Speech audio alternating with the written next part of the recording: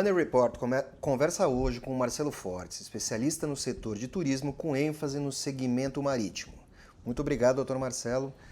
Nos conte, por favor, hoje o setor lida com o cancelamento em massa de pacotes de cruzeiro por causa da crise do coronavírus. Como o setor de direito, a área de direito e as empresas e consumidores devem lidar com essa questão que é nova? Sim, esse é um momento bastante crítico e bastante atípico nessa indústria. Então, há um movimento muito especial para cuidar desse assunto e é em massa. O que tem sido feito são políticas das empresas de compensação e, de certa forma, de fidelização dos clientes para que haja um remanejamento dos clientes para viagens futuras. Então, se trata de uma forma a cuidar desses clientes com políticas oficiais de compensação para que eles viajem futuramente. O cancelamento dos cruzeiros começou quando e quantos turistas brasileiros foram afetados? Existe um estudo, há uma base para isso? Não, um número absoluto nós não temos, mas o ponto mais crítico iniciou há 30 dias atrás. Muitas companhias, inclusive, suspenderam todos os cruzeiros por mais 15 ou 30 dias, então estão todos fazendo uma força-tarefa para resolver o problema dos seus consumidores. O segmento já enfrentou algum problema parecido no passado, na área de cruzeiros marítimos? Não, dessa magnitude, incomparável, nunca aconteceu. Quantas ações indenizatórias foram impetradas? Quer dizer, e qual a estratégia para lidar com essa questão que é tão complexa? Na verdade, assim, a gente tem recebido muito um trabalho de legal opinion e um trabalho preventivo. Quer dizer, o grande trabalho agora é como evitar que cheguem as ações judiciais. Ainda, até por uma demora normal do judiciário, não chegaram tantas ações, mas a previsão é que chegue uma quantidade bem preocupante. Vocês teriam um número? A gente teria um número percentual, que é um incremento médio aí de 100 a 120% de ações novas que a gente tem. Na normalidade, incrementaria 100 a 120%. Isso chegaria a quantas ações?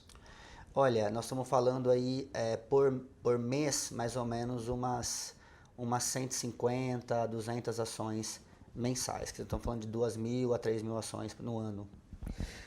Como é que atua o comitê de crises montado para ajudar a fazer essa conciliação entre empresas e consumidores e negociar as perdas decorrentes do cancelamento dessas viagens? O comitê de crise ele tem o intuito de ser um canal direto com o consumidor e as empresas adotarem políticas rápidas para atendê-los, oferecendo opções de acordo com a particularidade de cada cliente. O que me parece, o objetivo central é evitar uma judicialização dessas questões. Quais seriam os impactos de levar essas demandas aos tribunais, tanto para os consumidores quanto para as empresas? A ideia realmente é que os consumidores fiquem tranquilizados, tentem uma solução extrajudicial. Realmente não é algo desejável uma ação judicial. Há um risco, há uma demora, há um custo, tanto de advogados como custos processuais. E às vezes é um caminho que o consumidor adota mais na ânsia de ter o problema resolvido, mas o mais importante é que realmente ele procure a empresa e a empresa ofereça essas condições para que ele remaneje a viagem dele, que amenize o sofrimento dele momentâneo. Que diferentes soluções jurídicas e acordos são oferecidos? Quer dizer, um sujeito que marcou um pacote de cruzeiro, esse cruzeiro não aconteceu. Sim. Uma família, eventualmente, seria possível ele, além de trocar por um outro pacote de cruzeiro, para um outro local, para uma outra data, seria também possível ele trocar por um pacote aéreo, eventualmente no futuro? Como é que isso pode acontecer? Ou por uma hospedagem em outro local? Tudo isso é possível? Como é que isso está sendo montado? Sim, na verdade, há algumas opções. E é interessante também que as empresas ofereçam essas opções, não uma rígida, né, que inviabilize uma decisão do consumidor. Uma das opções realmente é uma mudança de itinerário sem custos.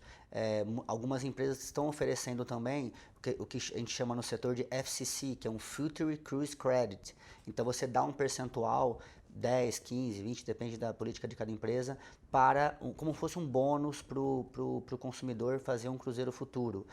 O que está se tentando evitar realmente é que se reembolse pura e simplesmente, mas também se for essa uma opção do consumidor, dependendo da situação, isso é feito. Mas o ideal é que seja feito num formato de mudança de datas para um novo itinerário quando a situação do coronavírus pacificar. Perfeito.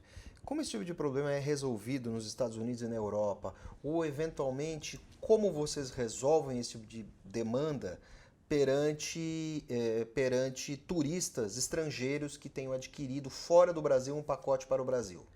Então, na verdade, na Europa, é até interessante essa pergunta, porque é algo que a gente entende como uma mudança necessária para o Brasil.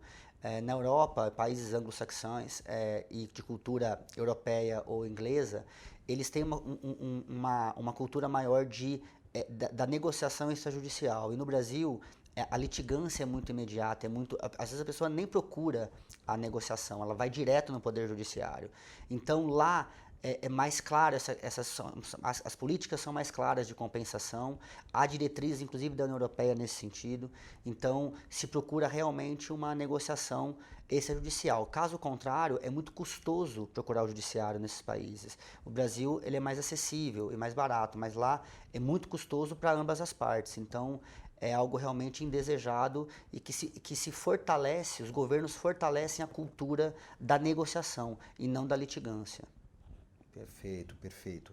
Marcelo, muito obrigado. Money Report conversou agora com o Dr. Marcelo Fortes, especialista no setor de turismo, com ênfase no segmento marítimo. Muito obrigado. Muito obrigado Obrigado pelo Marcelo. convite. Obrigado.